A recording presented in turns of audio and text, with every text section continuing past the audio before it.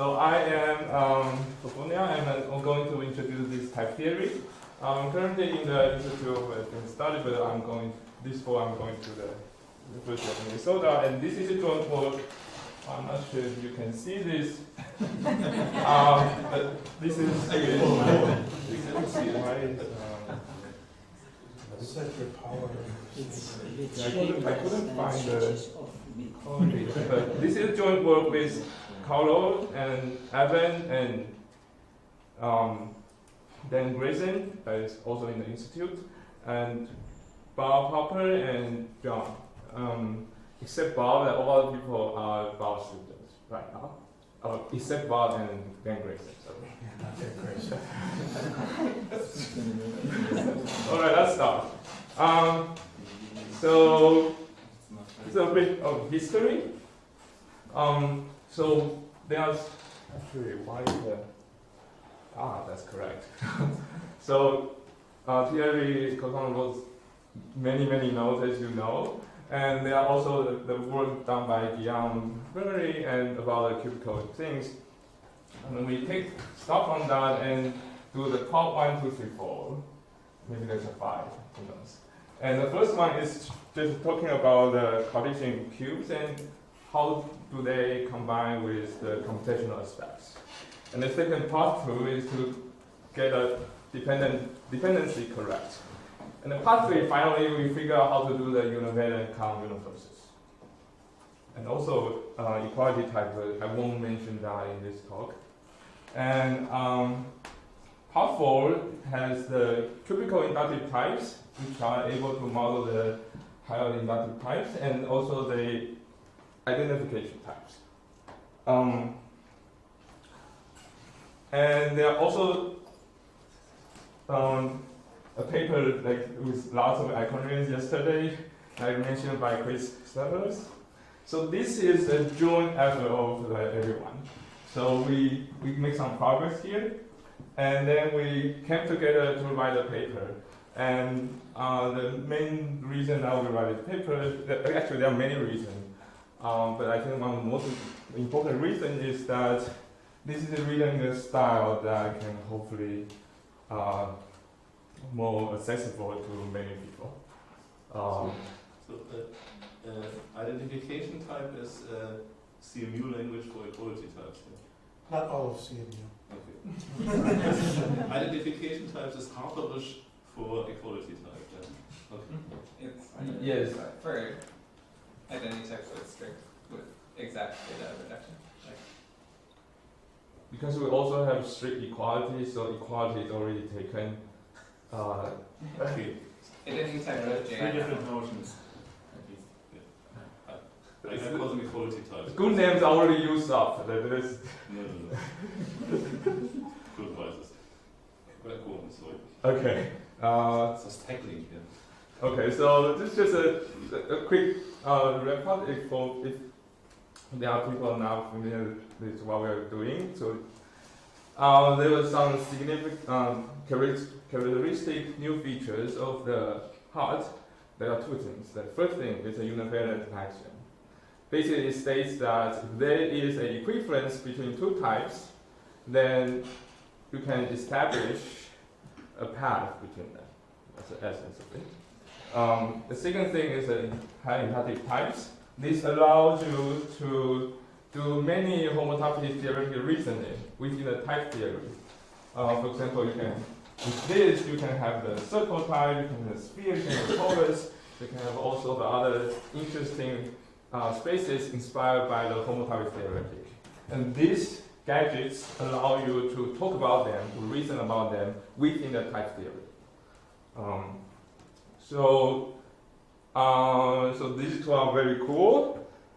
But there is some problem that I will mention later. Before that, I want to also bring out the differences between the equality and patches. The reason I'm bringing it up is because the differences are not very clear in the conventional mathematics. So in type theory, we have something called definitional equality, and it's silent in type theory.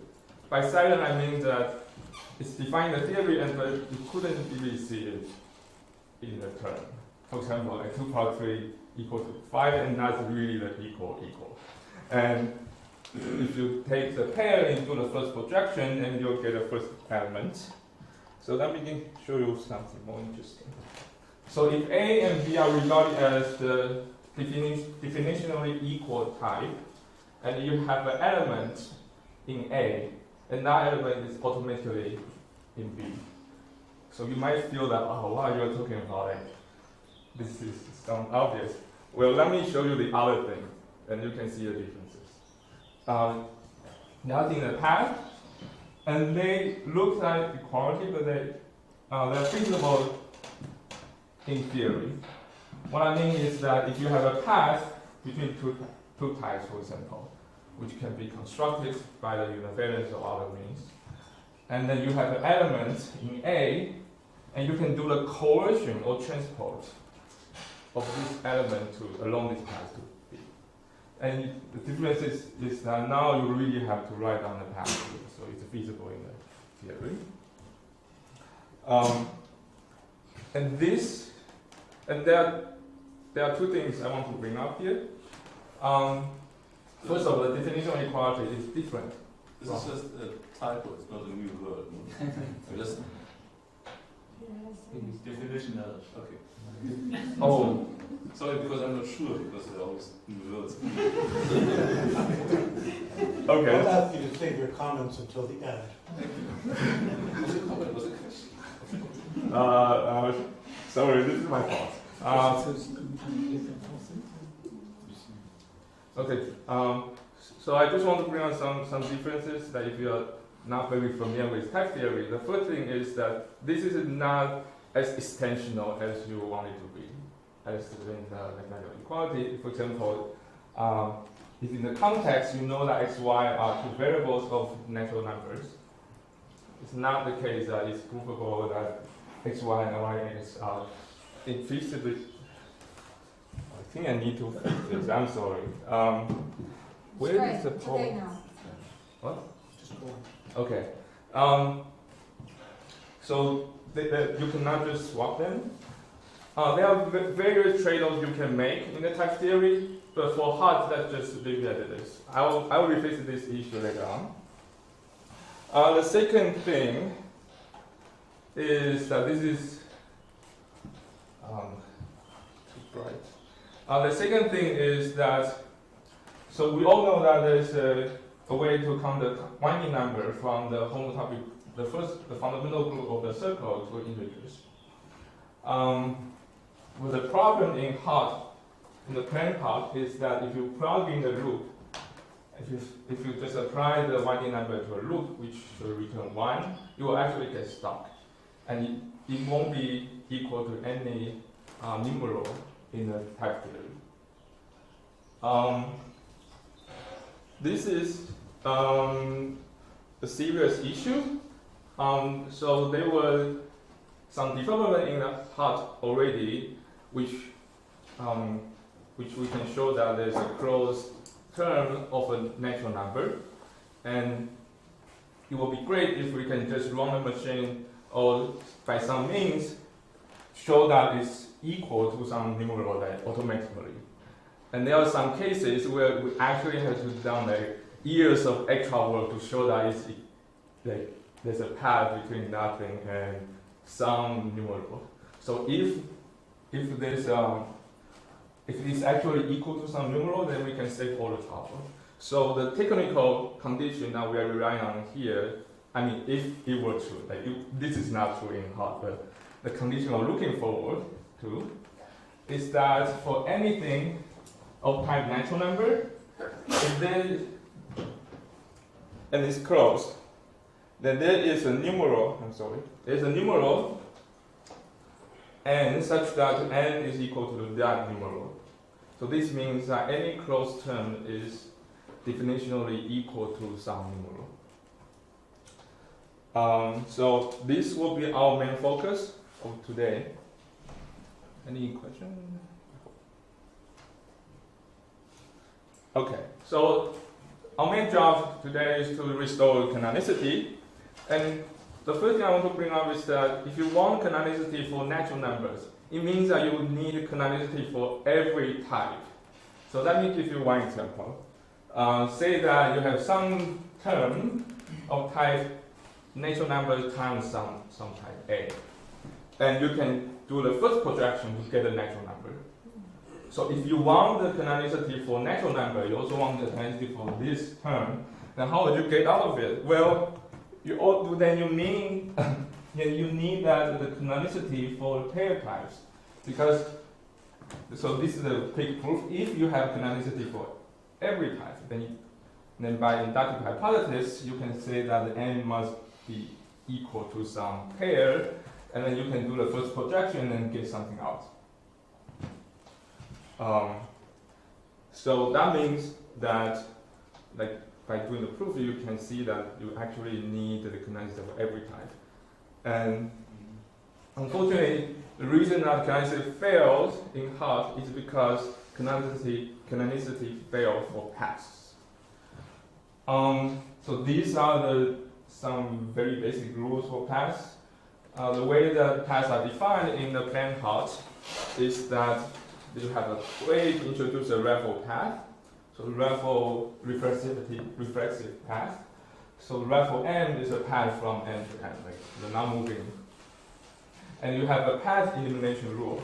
By that it means that a way to reason about path. So the C here is the theorem you want to prove, and n is the path, and n is a case that for the reflexivity paths. The reason is that there's only one way to introduce a path, so the way to reason about path by induction should just one case. So here the n case is for the reflexive paths. And it will compute, which means that if you have a proof about the path and you plug in the raffle, the reflexivity path, and that should just reduce to the case you provided there. Oh, there's a typo. The n here should be capitalized. So this story works before HoTT, and this is the plain Martin-Löf type theory. But as I said, in HoTT we have introduced some new features here, and one feature will be univalence, and you can see that univalence is introducing new passes to the universes from equivalence. So now you have a new kind of path here. And if you look at those rules, there's no way to reason about this, because the poor path eliminator only knows how to handle reflexivity paths. And now you are just throwing in some unidentified junk there, and it has no idea what to do with it. The introduction of the high inductive types also have the same symptom, because the high inductive types introduce something like, for example, loop in the circle. Now we'll also make this stuck. So, so how should we get out of this? The idea is that, how should we get out of this? Well, first of all, let me show that what we have done. Like, if you have done enough math, then we have you can actually have canonicity and univalence. And we have done in multiple cubical models. So one of them is done by De Morgan, which is a CCHN. And we have done one with the Cartesian cubes. So that's a path tree by the Carlo, me, and Bob Hopper. And how about high inductive types? Well, there are already many important examples down in the setting of the De Morgan cubes, and the examples, the way they are writing the examples are general enough that if you need a new type, that you can basically follow in the same way to construct a new type. But there is no general schema. Here by Evan and Bob, Evan Cavallo and Bob Hopper, we have proved that there's a schema that you can define the cubical inductive type? So basically the answer is yes.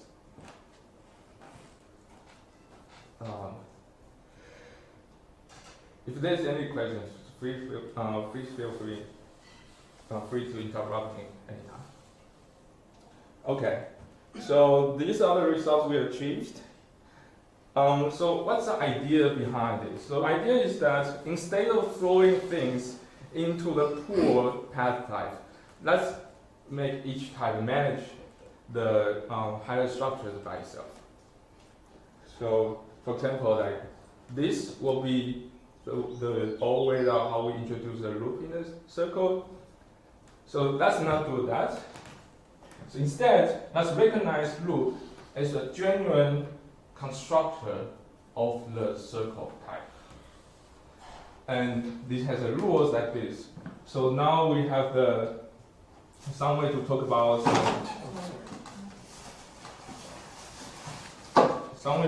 the dimension. And loop X is recognized as a way to introduce some elements in the S1. So this is introducing a path over the dimension X. And we also throw in some definitional equality to witness that loop is a path from base to base. And you can see that if you substitute 0 for X, then you'll get the 0 endpoint of base and then 1 endpoint being base.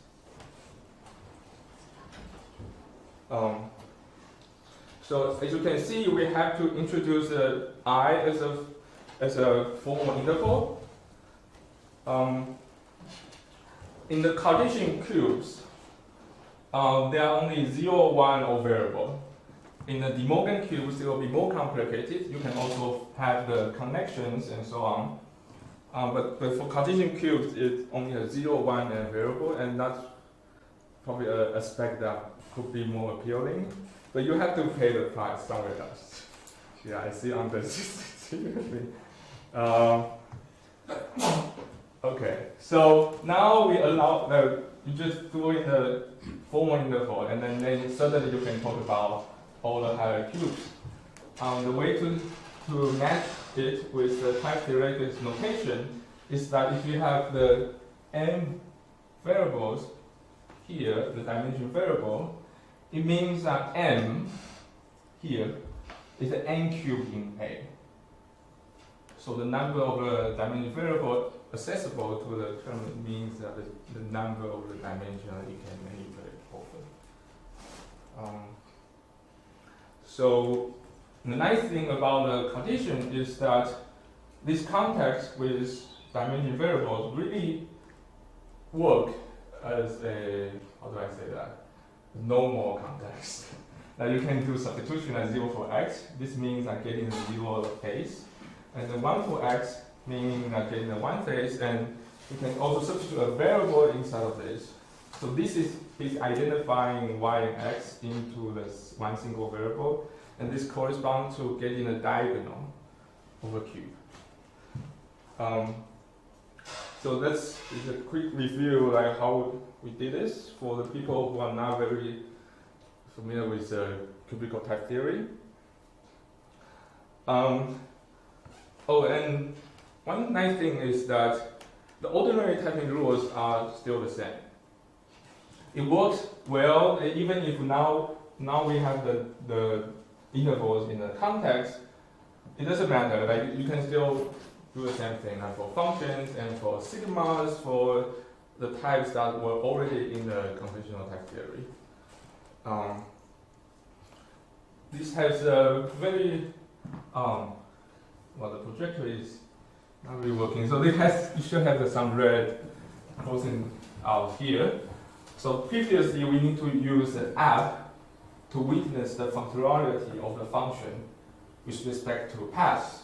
Now, since paths become a judgmental structure and being cubical, it means that I can just write the normal function application here. The reason that it works is because the function and function application works uniformly across in all the contexts with arbitrary number of dimensions. So this is not just a function application at a point, is also a function application on lines, squared, and n cubed for arbitrary n.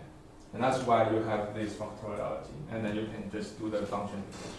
This potentially can save some trouble. I'm sorry. This potentially can save some trouble when you're doing this. And so now we have a judgmental structure of the path, and we are introducing the new path types in the cubical path theory to internalize them. So by the way, this I'll talk about that. So I was trying to think about the interpretation of the HoTT, but I'm not ready to talk about that yet. So let me just focus on this. So you have a way to talk about the dimension abstraction. So this is a way to internalize some path in the judgments into the type. So this type path means the path in A, and the introduction form is this kind of funny bracket. So you can think of it as a lambda, except that the domain type is now the formal interval, not the type. And there are other rules to make it work. So this is the dimension application. It's like a function application, except that now this is a dimension variable, which can be 0, 1, or variable. And in the 0 case, also this is a kind of beta rule. And for 0 case, you get a 0 endpoint. For 1, you get a 1 point in specified time. So I hope this is clear. The interval is not a type, so you cannot just do a lambda abstraction or type in the interval. No, interval is something in a different sort. So that's why there's different notation for the lambda abstraction. Right.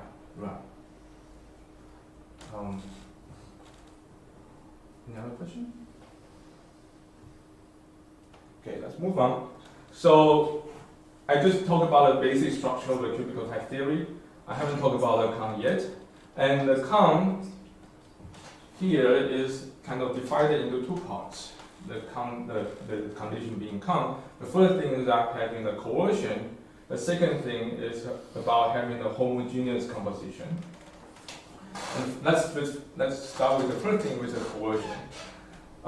This coercion operation means that if there's some element M in some A or in the R part of the A, then you can coerce that into a different part of A from R to R prime. So it's a coercion. And let me show you an example to see what's going on. So if your M is a 0 phase of A, and you can then do a coercion to the other side by doing this 0 to 1. And since this is R and R prime, and they can be 0, 1, and also variables. So let me show you one interesting case. So if you're not doing 0 to 1, instead you're doing 0 to x, then this is actually a line over dimension x from n to that. And you can check the example. If you substitute 1 for x, then you'll get this. If you substitute 0 for x, then you'll get 0 to 0. And then we have this rule saying that if you are doing coercion from to the same place, then it should be the identity function. So that's the overcondition of the coercion. So R and R prime are completely arbitrary. Arbitrary. Yeah. 0, 1, or variable. And it could be more complicated if you want connection. Unfortunately, we don't have that. Alright, so the second part is the homogeneous composition. The projector is a little bit too bright, so this is actually the axis of the y is going up and x is going in this direction. So suppose you in A, so this is homogeneous, so everything is in A, in exactly the same type. And you have M along the dimension x and then 2n. Then you can compose them to get a line above. So they are subject to some coherence condition. If, for example, if you are doing R to R, so this is 0 to 1, if you are actually doing 0 to 0, that should give you back the lid of the open box. And if your composition actually one of them, the equation is true, then you should just return that part of the equation. For example, like if it actually the x is equal actually 1, and if you substitute 1 for x, then this would just return the n1.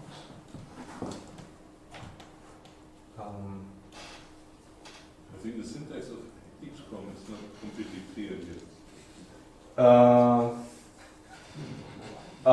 We have been trying different syntax. Maybe we can talk about it like offline about the optimal syntax. The n0 and the n1 should be somewhere in the dot dot dot vicinity.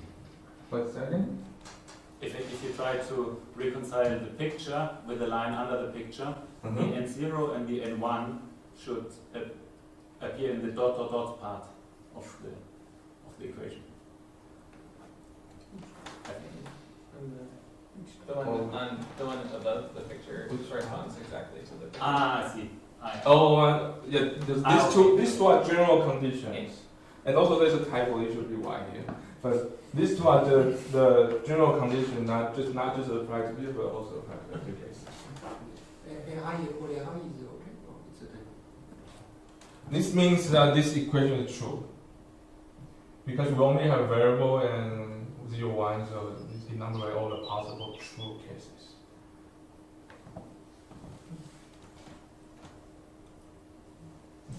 So you can also have like x equals y as one of the conditions. You can have that. Yeah. Just wait for me for 2 seconds because I will show you some very nice pictures. Okay. Let me show you the picture. Oh, but it's a little bit too bright. It looks so nice on the screen. Maybe if you turn off the light. Yeah. Is it possible if I... The projector is not displaying what's on his laptop. Yeah. The contrast on the projector is not just, you lose a lot of color. Okay, let me try. So the first thing is that you have 2 parallel faces and have a red face on the front. So it means that it's to be the case I just showed you, that x0 to x equals 0, and you have a face, and x equals 1, you also have a face, and you have from the bottom to the entire thing. The second thing is that showing that you can also add a face here. So this is 3-dimensional. So that's suppose that the 3D dimension is z, and the other dimension is x and y. So you can have x equal to 0, x equal to 1, but then you can also have the y to 0. You can have 3 faces.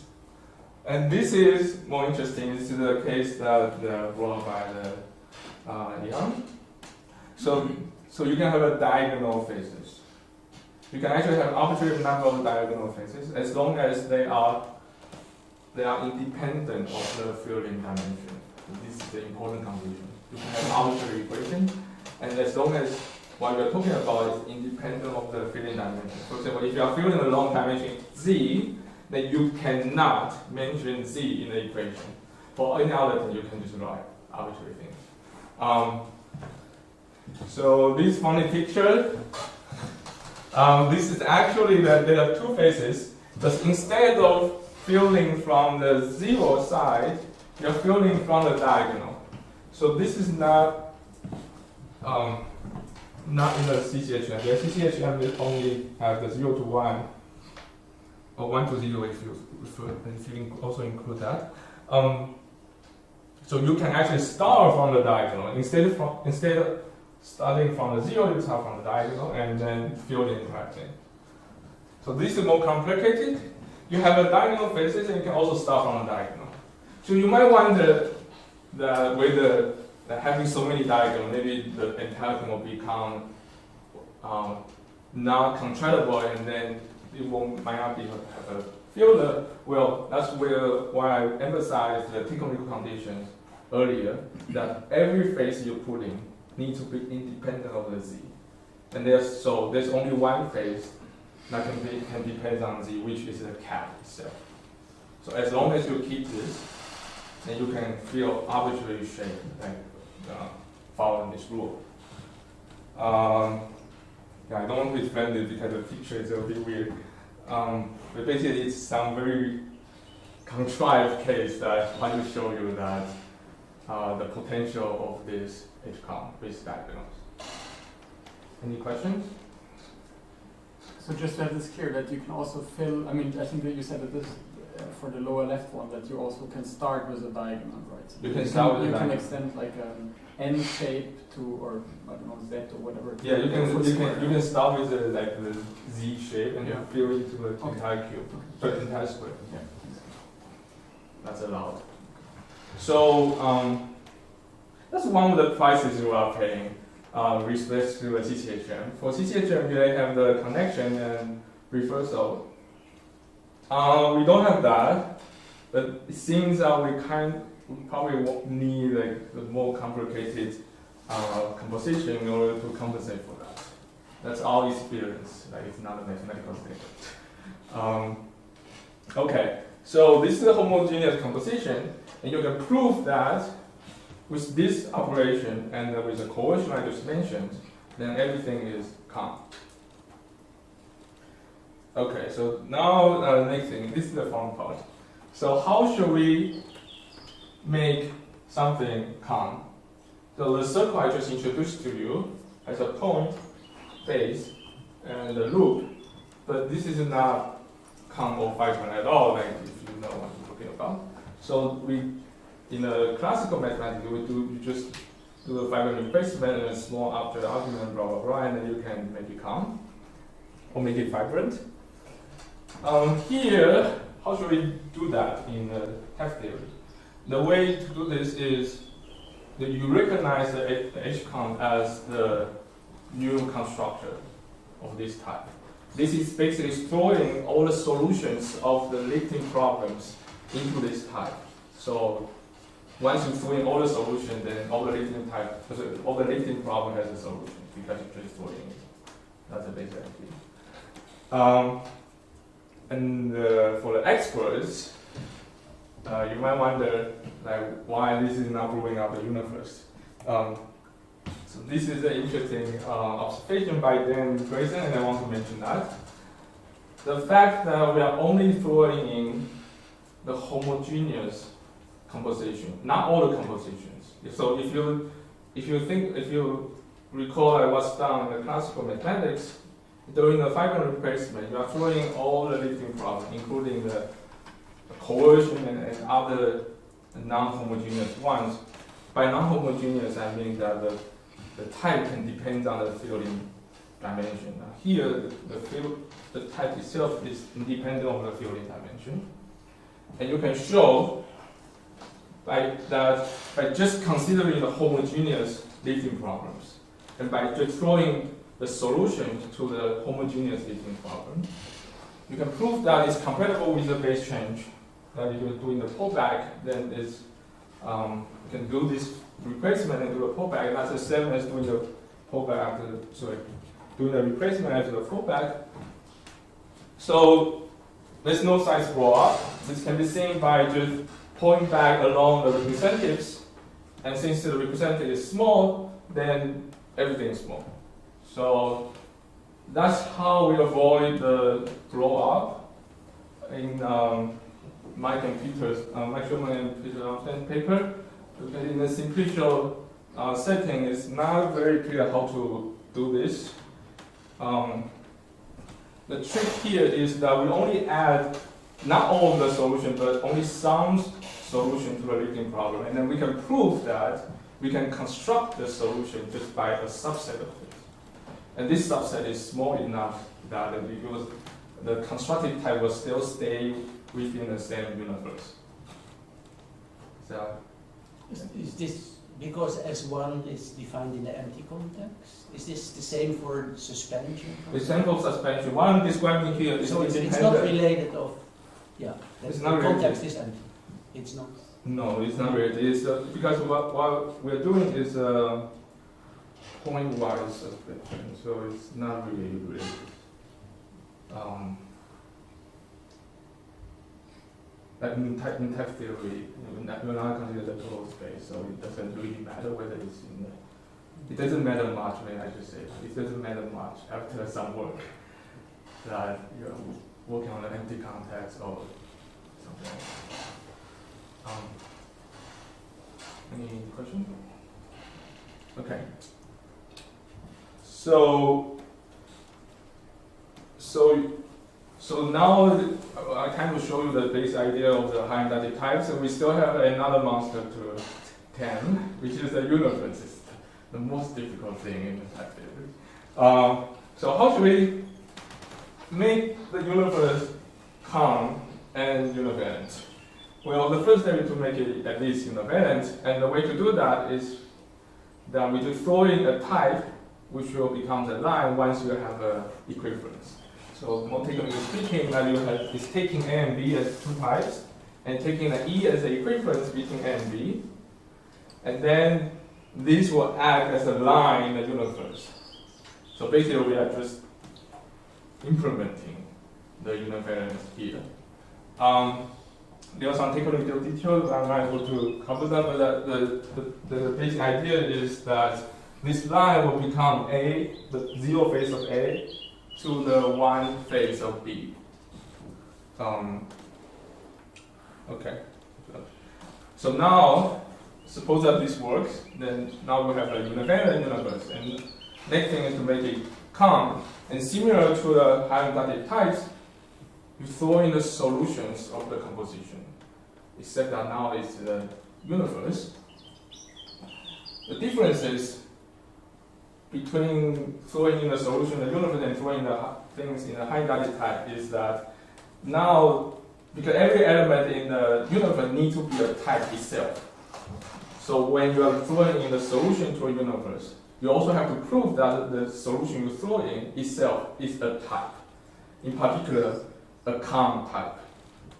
So that means that you also have to implement the two operations I just mentioned before, the coercion and the homogeneous composition of the new types you just threw in.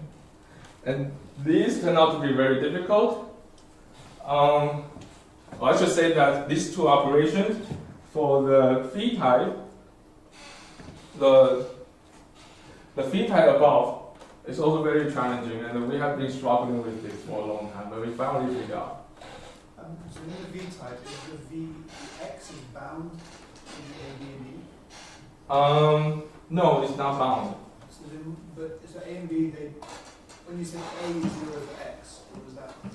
It means that this phi, A, B, E, and phi, they all can depend on other things. X is just an instance. So X is not bound here. This is not a binder. It's like a loop X, where it can be loop R, loop 1, loop 0. So loop X is not a binder of X. It's just mentioning some dimension expression out there. So same here. The phi X, the X here is just mentioning some dimension variable. The V type's like a glue type, right? What? The V type's like a glue type, right? Yeah, sorry, I forgot to mention that. In CCHM, they don't have the V and HCOM, they have a glue that that can solve the problem at once, in some sense. So it's a more general case of V that can take the composition, can handle the composition problem as well. So you don't need a separate HCOM. So X could be 1? What? X could be 1? H could be X. Yes, but for 1, you will just reduce to A. It's just glue. Because it's, sorry, for 1, you will reduce to B. My mistake. And then what is A with 0 for 1 be? Because A and B and E can mention X. And But if if X could be 1, then what does it mean to replace 1 with 0 in A? The 0 is not part of the syntax. The 0 is not part. The next line is. Oh, Okay. exclude x equals 0 and x equals 1 with A and B. If So x is bound in a. No, x is no, it's x is 3. Okay, x is that's it. Okay. Under the restriction that x equals 0 and x equals 1. Yeah. So x has to be a variable of type I. If x needs to be no, like x. The more general form will be v of r, where r is an arbitrary expression. It's just that only when it's a variable, it's a value that it won't reduce to something else. And that's why, for example, I only mentioned loop x in the beginning, not loop 1, because loop 1 will reduce steps to base, which will equal to base. And only when loop x, and when x is a variable, then it's a value or a constructor. And same here, like I'm talking only about the variable case. So A and B are lines in the universe? They are potentially lines in the universe. Yes, they depend on X. Right, it can depend on x. And you are not able to avoid the dependency because the diagonal. Like even if you start with something, let's suppose that A, B, and E does not depend on x from the very beginning. You can always substitute some other variable for x here to create the dependency. So the general form needs A and B and E to depend on x. It's not avoidable if you have the diagonal.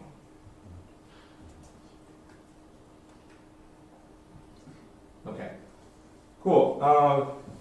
Let's just mention one more time, like why we love diagonals. So there's a coercion. Just remember that for each comp type, in order for them to qualify as a comp type, I need to implement the coercion and the H comp. So one instance of this, that I have a complicated H comp type, and I want to implement the coercion of this. So this is something we want to implement. There's no way that I can show you the implementation here, but let me show you some conditions that need to hold, right, if you ever implemented it. When s equal to s prime, because the H comp there, when those two are equal, according to a rule of the H comp, it will step into the cap of it, which is A. So it should be the same for the coherence conditions. You need to be the same as doing the coercion in A. That's one condition. The second thing is that coercion itself also needs to obey some coherence condition here, which means that when R is R prime are equal, then it should just be an identity function. So now you have two conditions to hold. So let's just suppose that you are trying to implement this complicated operation by some very complicated homogeneous composition. And you can put S and S prime here. So this will help you because then when the first condition holds, then you will step to the first element and you can put the result in the first element. But now you are in trouble because you also need to take care of the second condition, which says that when somehow R equal to R prime and it needs to step to something you specify. And the diagonal is one of the way out. So you can say that within the content of the homogeneous composition, when R equal to R prime, it will also step to something. So this way you can specify the intended behavior under these two conditions. And the diagonal allows you to specify more additional coherence conditions here. And that's why that if you have a coercion from arbitrary dimension expression to another arbitrary dimension expressions, and having a diagonal, and now suddenly in the cofibration that you are considering, you also want to include this diagonal because of this. Otherwise, it seems impossible to implement those operations. All right, so now I'm going to briefly mention like how we managed to do this.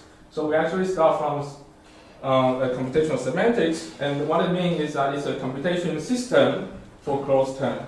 And you just throw in the rules, so these are beta rules, this is dimension application beta rules, and this is coercion. Note that this is interesting because it's evaluating under a binder. So in order to make the entire system work, we have to allow evaluation under the dimension factor.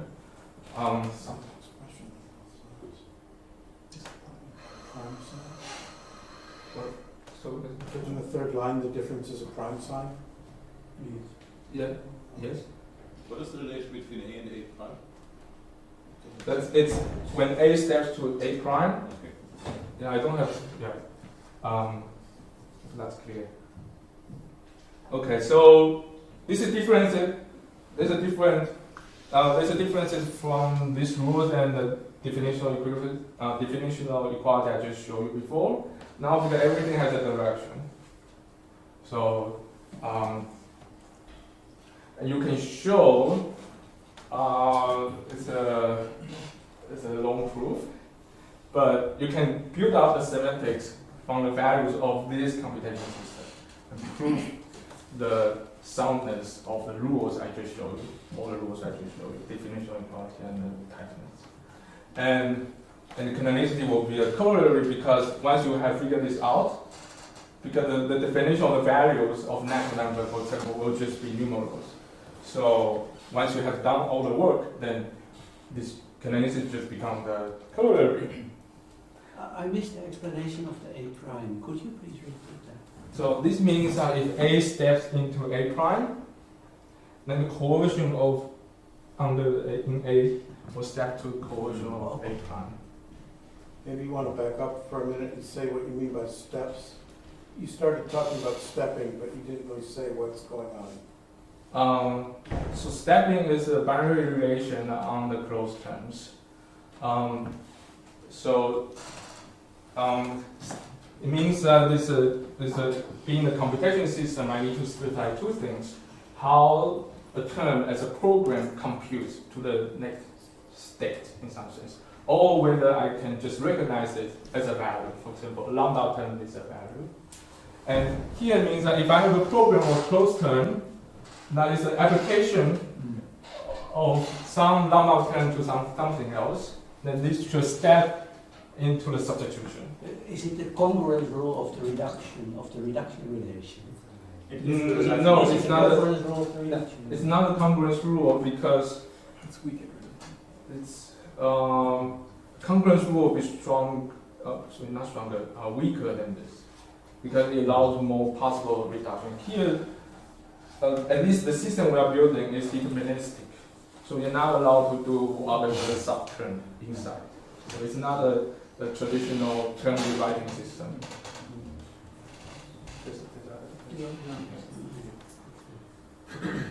Kind of one step. Yeah,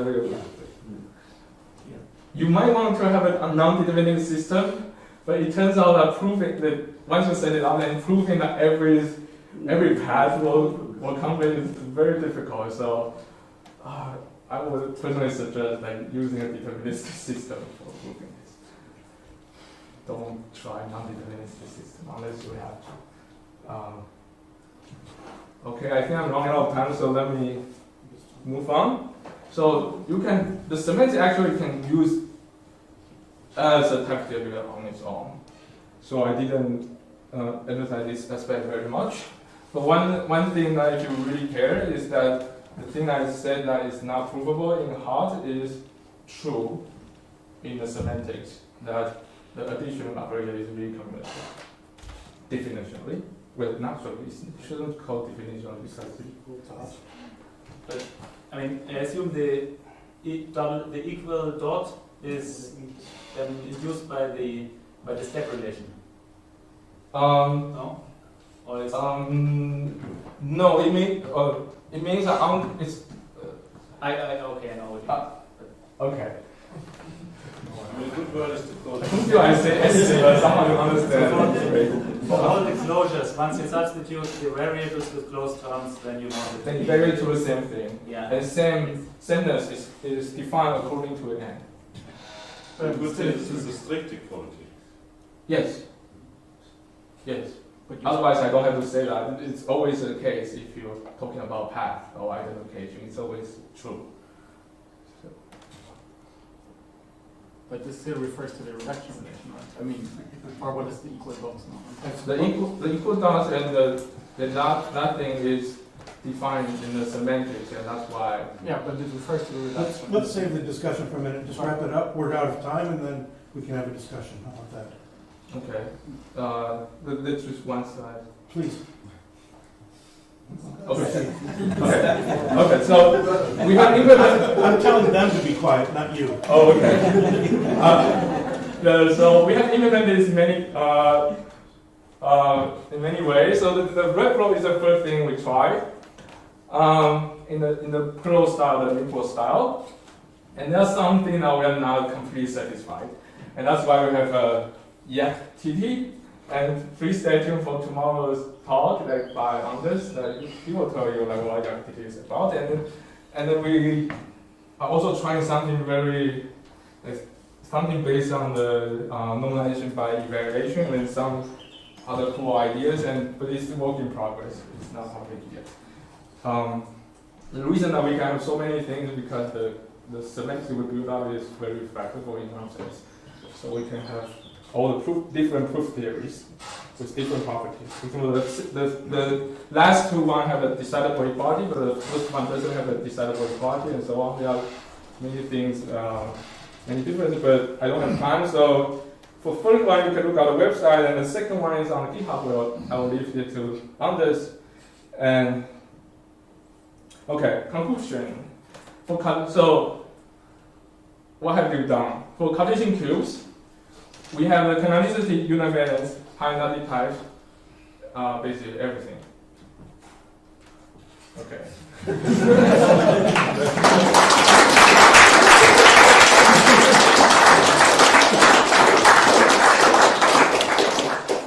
Questions?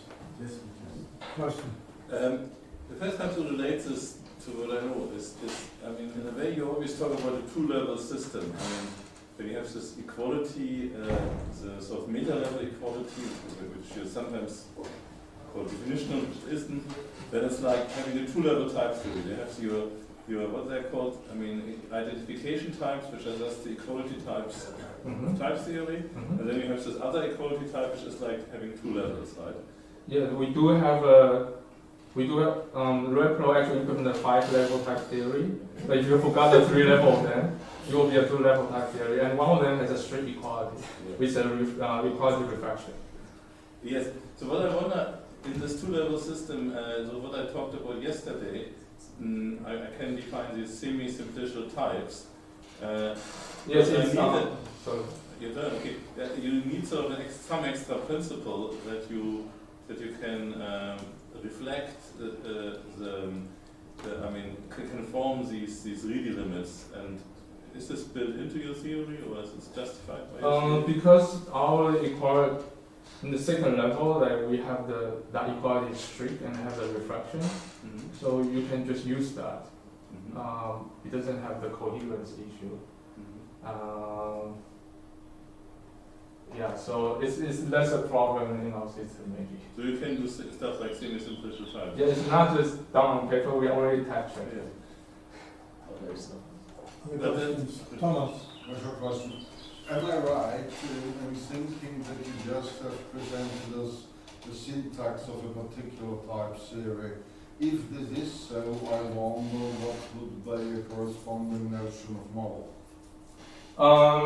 The correspondence to other models is still a work in progress, and that's, for example, that's why yesterday I'm trying to talk to the Chris, and why the Chris Settlers is doing this, and we are trying to do that, and it's unknown yet how the proof theory I present here is related to the standard model.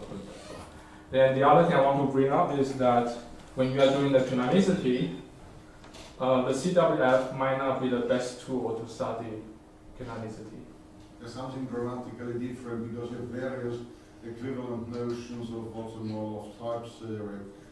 Do you mind, say, comprehending categories are more suitable than what you mentioned, or do you think you have to devise a completely new notion of model? we are not explicitly using category theory, but I think category theory is useful. It's just that maybe CWF is not the best tool for this. Maybe other kinds of category theoretic models. And we are working on maybe some variants of the PCL, but not CWF. At least we are not using that yet. Any questions?